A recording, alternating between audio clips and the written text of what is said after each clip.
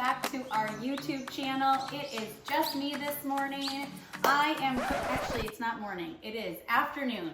The kids are in school, so I'm gonna make this quick snack for them. Came up with this recipe the other day because I have been trying to think of something to make for Max with seeds and nuts that he will actually eat. There are barks that have seeds and nuts and chocolate and dates all over the internet.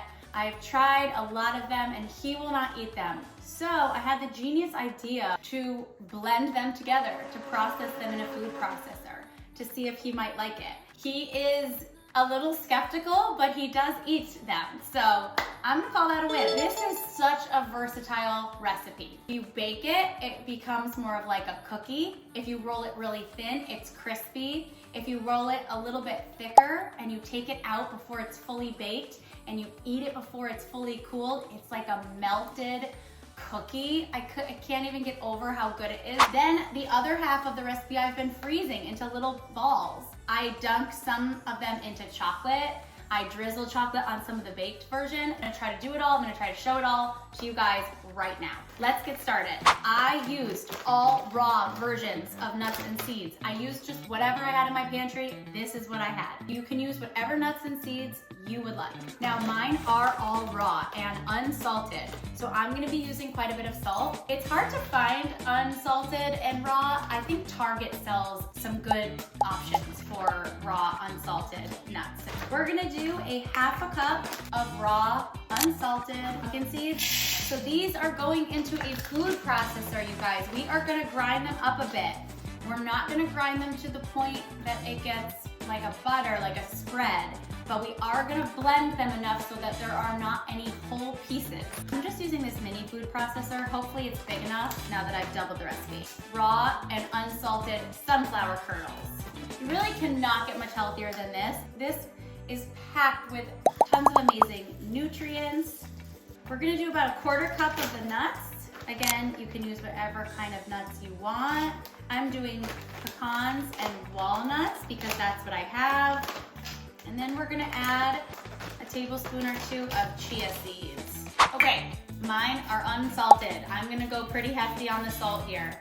If you're using roasted and I have not done this actually with roasted and salted.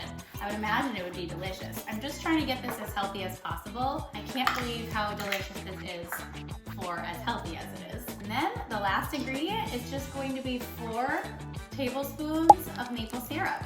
And that is it. This is so simple. We are just gonna blend this up. You just wanna do a couple of pulses. You don't wanna get too crazy because then it starts turning into something totally different.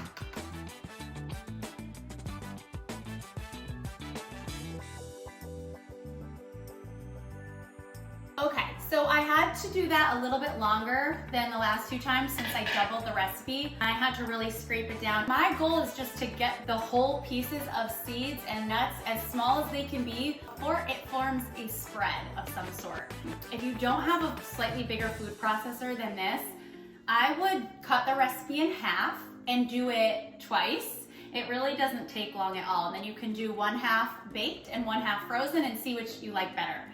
But this did take me a little bit of time because I don't want Max to see any pieces of the nuts or seeds because then he will definitely shy away from this. So what I'm going to do now, I have 2 pieces of parchment paper. One is going in the oven and the other is going in the freezer. So I'm gonna grab my gloves because this gets a little pee and messy and it might just be easier to form the balls with gloves.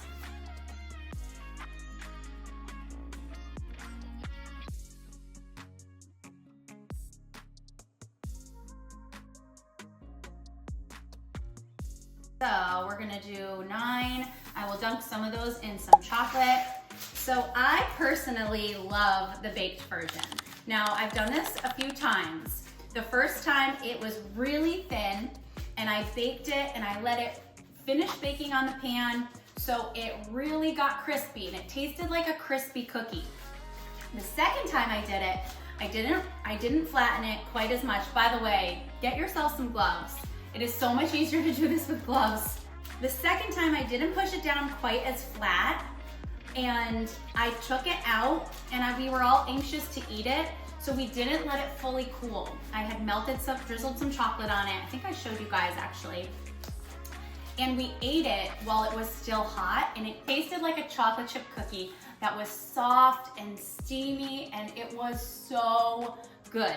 So I am gonna try to replicate that version since that was my favorite of all of the versions. Now you can do whatever kind of shapes. I was thinking I could actually cut out some cookie shapes. We're just gonna make these into bars. This is going into the oven for 8 minutes. Instead of letting it continue to cook on the pan to get crispy, I'm gonna pull mine off right at the 8-minute mark, then I will drizzle it in chocolate. I'm gonna wait for this to bake before I do the chocolate so I could do all the chocolate at one time. These just go in the freezer and then you can eat them after 10 minutes in the freezer. They're pretty frozen. The chocolate solidifies. Okay, so our bars baked for 8 minutes. It's starting to harden.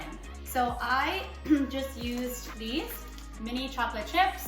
I microwaved them at 30-second increments until it melted. If you want yours a little creamier, you can add a small scoop of coconut oil. I didn't, I don't feel like I needed to. I am just going to go ahead and do a little drizzle. So when you add the coconut oil, it becomes a little more liquidy. So it's easier to spread the chocolate. And I did use it the last time, but I just was kind of lazy this time. And now for these, and guys, like I said, this is so versatile. I'm just gonna take them and dunk them. You don't have to dunk the whole thing. You can dunk half. You do not need to do the chocolate if you're not looking for a dessert. If you want more of a healthy snack, you can leave the chocolate out completely. You can add chocolate chips to the mixture after you blend it, but before you bake it, you can add chocolate chips. You can use any kind of nuts that you want. This is it's so incredibly healthy, minus this chocolate. These are so delicious. And there you have it. This is such an easy, healthy treat, and I'm really excited about this one. Thank you guys for watching. Let me know if you made this one. It is so good. It might be my new favorite recipe. Make sure you subscribe and like the video, and we will see you next time.